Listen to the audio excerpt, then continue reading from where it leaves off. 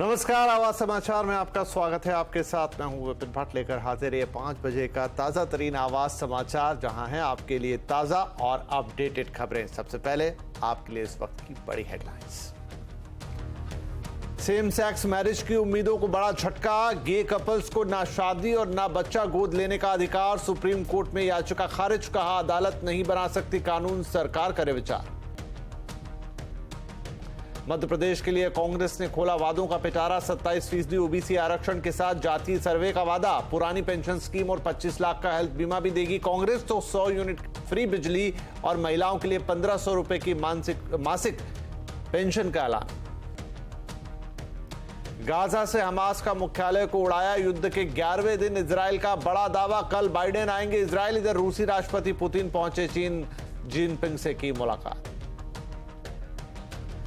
3 दिनों की गिरावट पर बाजार में लगा ब्रेक। मिड और स्मॉल कैप शेयरों में आज रही खरीदारी। Banking, energy, FMCG, pharma, metal में आज तेजी का दिन। सेंसेक्स 261 तो निफ्टी 80 पॉइंट चढ़कर बंद। 69वें राष्ट्रीय फिल्म पुरस्कार विजेताओं का राष्ट्रपति द्रौपदी मुर्मू ने किया सम्मान। वहीदा रहमान को भी दादा साहब फाल्के पुरस्कार से नवाजा।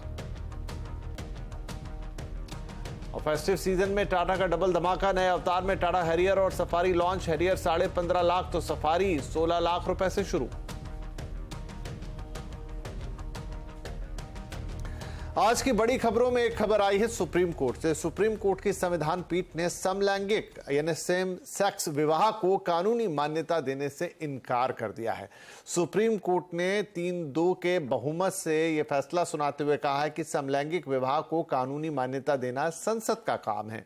वहीं समलैंगिक कपल्स को गोद लेने का भी अधिकार नहीं है। इस पर और ज्यादा जानकारी लेते हैं। हमारे साथ हैं हमारे संवाददाता असीम मनचंदा। तो असीम, सुप्रीम कोर्ट ने अपने फैसले में क्या डिटेल्स दिए हैं? समलैंगिक शादी पर मोहर तो नहीं लगी है, लेकिन और क्या बातें सुप्रीम कोर्ट ने कही है? देखिए, समलैंगिक विवाह को मान्यता देने के लिए सुप्रीम कोर्ट में 21 से ज्यादा याचिकाएं दायर की गई थी। सुप्रीम कोर्ट ने इन सभी याचिकाओं की सुनवाई की। केंद्र सरकार ने इसका विरोध किया। केंद्र सरकार का कहना था कि समलैंगिक विवाह को मान्यता नहीं दी जा सकती, इससे समाज पर बुरा असर पड़ेगा। सुप्रीम कोर्ट ने इन मामलों की सुनवाई करते हुए अपना फैसला सुरक्षित रख लिया था। आज सुप्रीम कोर्ट की संविधान पीठ ने 3-2 के बहुमत से अपना फैसला सुनाया। सुप्रीम कोर्ट की संविधान पीठ ने कहा कि समलैंगिक विवाह को मान्यता नहीं दी जा सकती। अगर समलैंगिक विवाह को मान्यता देनी है तो इसके लिए एक स्पेसिफिक एक्ट लेकर के आना पड़ेगा, और ये एक्ट सिर्फ संसद लेकर के आ सकती है। सुप्रीम कोर्ट का काम कानून बनाना नहीं है। सुप्रीम कोर्ट सिर्फ कानून की व्याख्या कर सकता है। सुप्रीम कोर्ट ने कहा कि केंद्र सरकार की कमेटी बनाई जाए, कैबिनेट सचिव की अध्यक्षता में कमेटी बने जो कि क्यूअर कपल को अधिकार देने के ऊपर विचार करे। सुप्रीम कोर्ट ने यह भी कहा कि जो क्यूअर कपल है उनको साथ रहने का अधिकार है। केंद्र सरकार राज्य सरकारों को निर्देश दिए कि वो क्यूअर कपल को तंग ना करें, वो साथ में रह सकते हैं, उनको गोद लेने का भी कोई अधिकार नहीं है।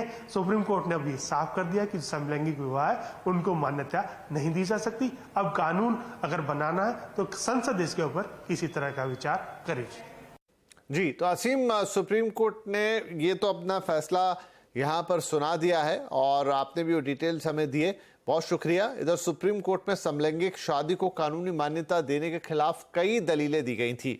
सुप्रीम कोर्ट के फैसले से कई लोग खुश हैं, तो वो इसे प्रोग्रेसिव फैसला बता रहे हैं।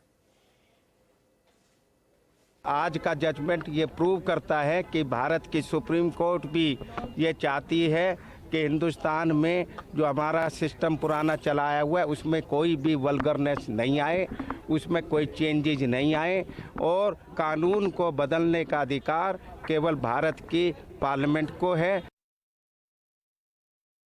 I welcome Supreme Court verdict. It's a well-balanced and profound verdict.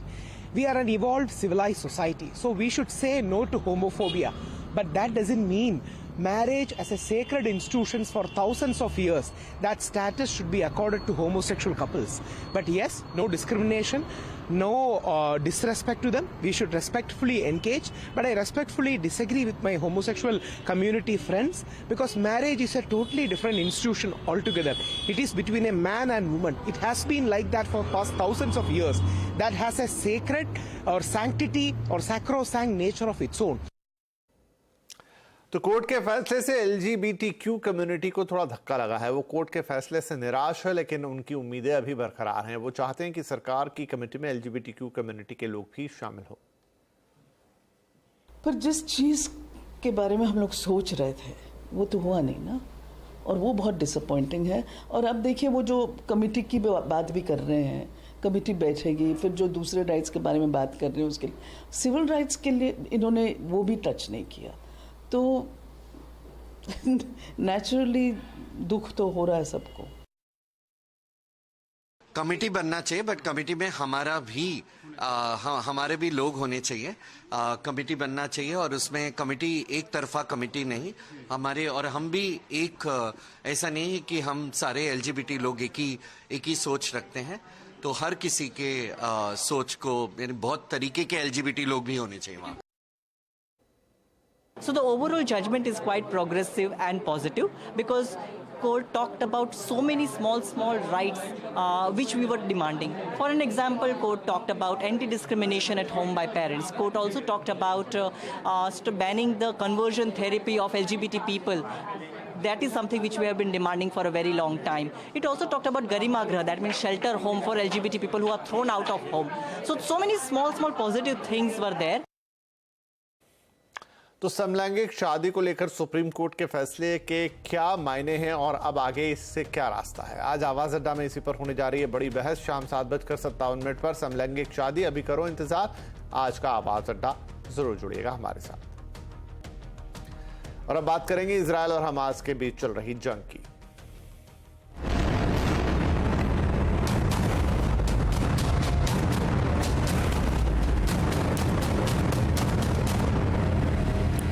Israel और हमास में खूनी जंग के बीच अमेरिका के राष्ट्रपति जो बाइडेन 18 अक्टूबर यानी कल तेल अवीव पहुंचेंगे। अमेरिकी विदेश मंत्री एंटनी ब्लिंकन ने ऐलान किया है कि प्रेसिडेंट बाइडेन नेतन्याहू से, जो कि प्रधानमंत्री हैं इजराइल के, से बातचीत करने और ये स्पष्ट करने के लिए जा रहे हैं कि इजराइल को अपना बचाव करने का पूरा अधिकार है। अमेरिकी अखबारों के मुताबिक बाइडेन के दौरे के चलते गाजा पर इजराइल के जमीनी हमलों में देरी हो सकती है। इधर इजरायली फौज ने जमीनी कार्रवाई की तैयारी पूरी कर ली है और सरकार से हरी झंडी का इंतजार कर रही है।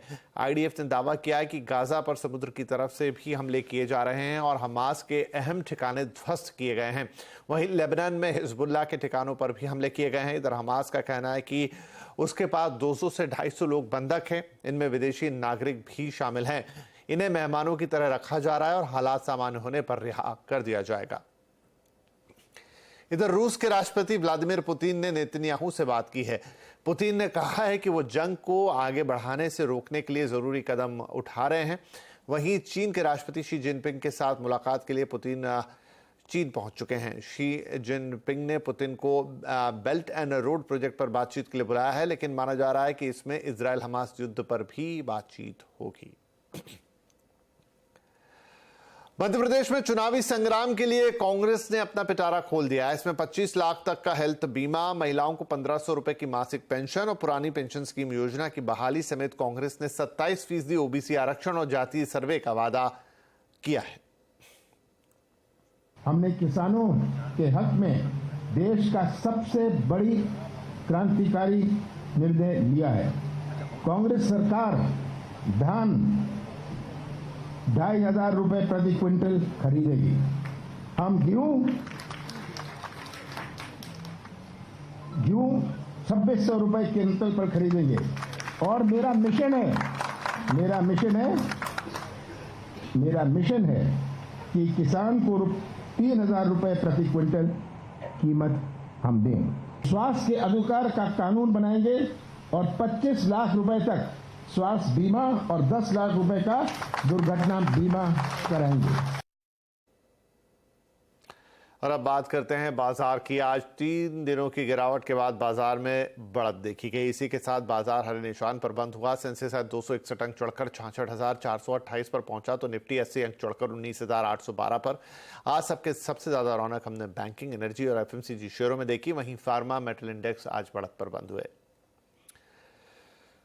महिंद्रा एंड महिंद्रा समूह के फ्यूचर प्लान को लेकर ग्रुप के एमडी और सीईओ अनीश शाह से सीएनबीसी आवाज के मैनेजिंग एडिटर अनुज सिंघल ने खास बातचीत की है। ऑटो, ट्रैक्टर और एग्री बिजनेस को अलग अलग करने के मुद्दे पर उन्होंने कहा कि कारोबार की सिनर्जी और शेयर होल्डर्स की वैल्यू बढ़ाने के लिए महिंद्रा एंड महिंद्रा ग्रुप हर तरह के विकल्प के लिए तैयार है।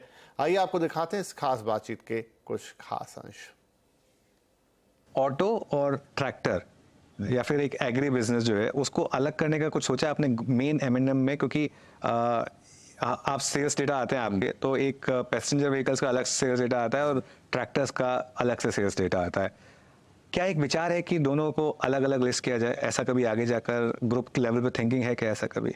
It depends on what is value creating for shareholders. So we have been public in saying that for us nothing is off the table, but right now the focus is on winning in all our markets. There is a lot of synergy also in having them together, because when we make purchases, a purchase organization has a lot more heft purchasing together.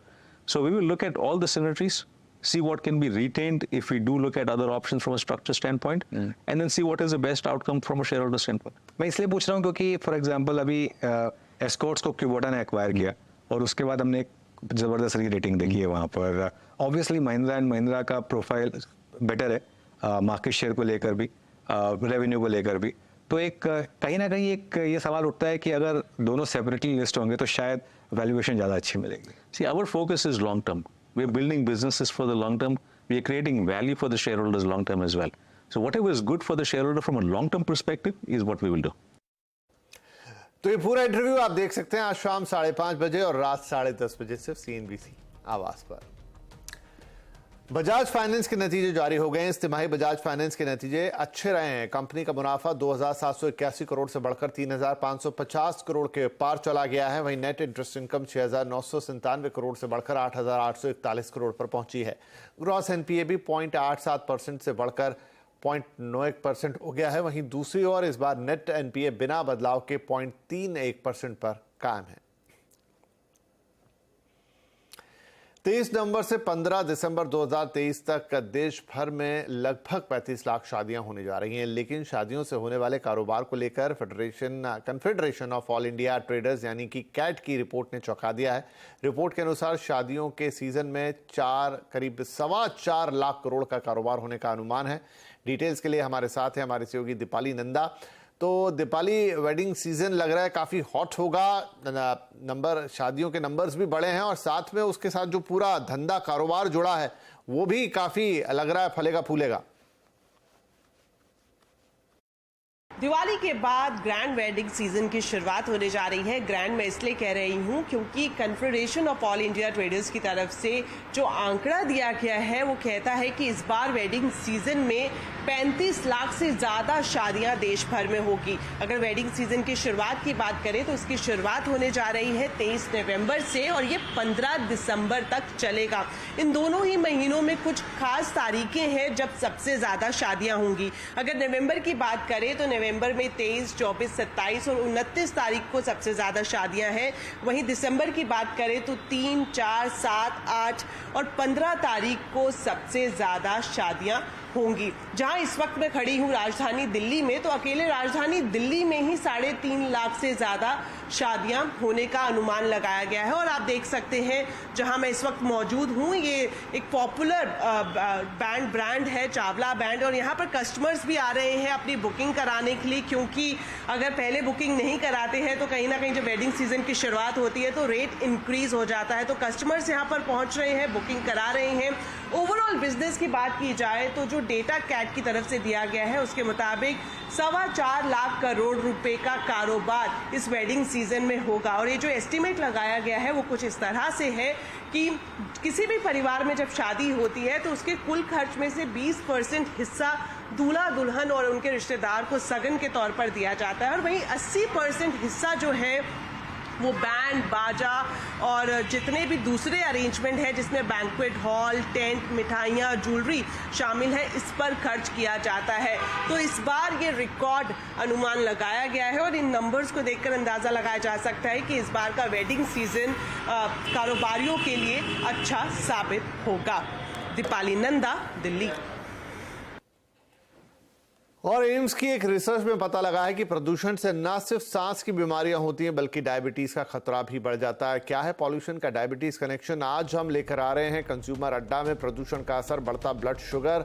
आज का consumer अड्डा और all India institute of medical sciences यानी AIIMS की ये खास report, उस पर होगी बातचीत। जरूर जुड़िएगा हमारे साथ 5:57 पर।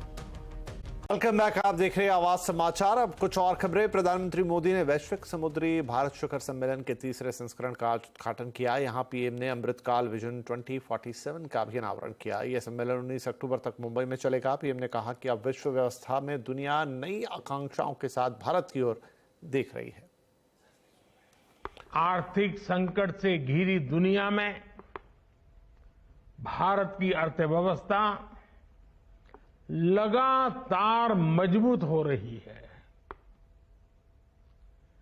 वो दिन दूर नहीं जब भारत दुनिया की टॉप 3 इकोनॉमिक पावर में उसमें से एक होगा। आइए बात करते हैं त्योहारों से जुड़ी खबरों की।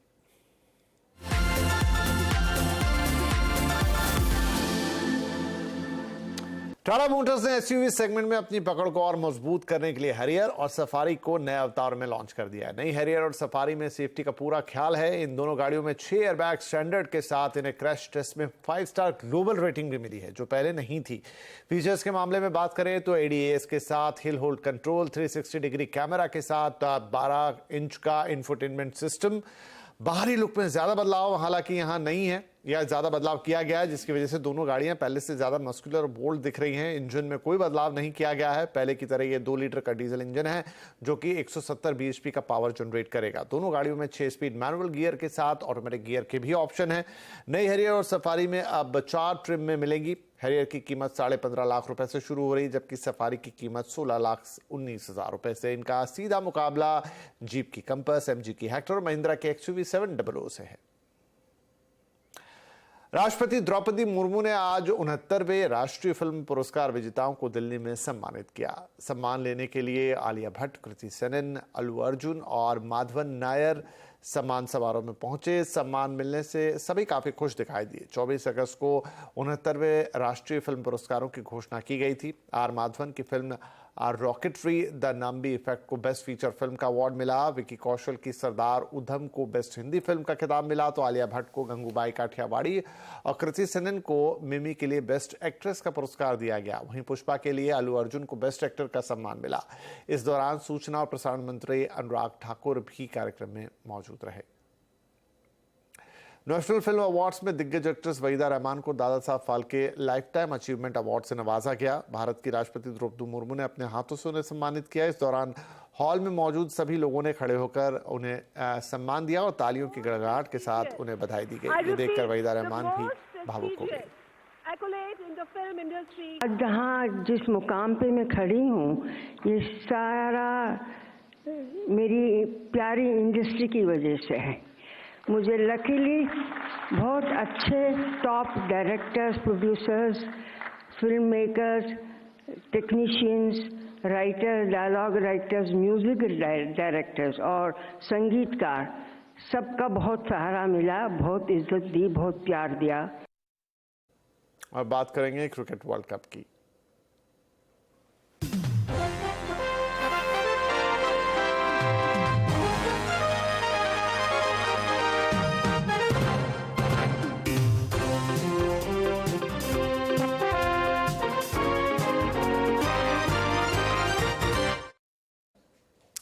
आईसीसी वर्ल्ड कप के 15वें मैच में आज साउथ अफ्रीका और नीदरलैंड्स के बीच मुकाबला हो रहा है। मुकाबला धर्मशाला के Himachal Pradesh cricket association stadium में खेला जा रहा है। साउथ अफ्रीका ने टॉस जीतकर पहले गेंदबाजी का फैसला किया है। हालांकि साउथ अफ्रीका और नीदरलैंड्स के खेल को आज बारिश ने थोड़ा बिगाड़ा है। बारिश के कारण टॉस 1 घंटे देरी से हुआ और ओवर भी घटा दिए गए हैं, यानी आज 43 ओवर का मुकाबला हो रहा है। ऐसे में दोनों टीमें जीतने के लिए एड़ी चोटी का जोर लगा रही हैं। हालांकि हेड टू हेड रिकॉर्ड्स में साउथ अफ्रीका का पलड़ा काफी भारी है। दोनों टीमों के बीच अब तक 7 मैच हुए, जिनमें से 6 मुकाबलों में साउथ अफ्रीका को जीत मिली है, तो वहीं 1 मैच बेनतीजा रहा है। आज के मैच में भी साउथ अफ्रीका के जीतने के पूरे आसार हैं। जम्मू कश्मीर समेत पहाड़ों पर बर्फबारी शुरू हो चुकी है। बद्रीनाथ और हेमकुंड साहिब में भी सीजन की पहली बर्फ गिर गई है। उत्तराखंड के चमोली में भी बर्फबारी से सड़क से लेकर पहाड़ सब कुछ बर्फ से मोटी चादर तक ढके हुए नजर आ रहे हैं। इधर राजधानी में भी आंधी और बारिश के चलते पारे में गिरावट आई है। खराब मौसम के कारण सोमवार को दिल्ली से जयपुर, लखनऊ और अहमदाबाद के लिए कुल 13 उड़ानों को भी डायवर्ट किया गया। मौसम विभाग ने हल्की आंधी और बारिश होने की बात कही है। साथ ही पंजाब, हरियाणा, राजस्थान के कुछ हिस्सों में भी ओलावृष्टि की संभावना है।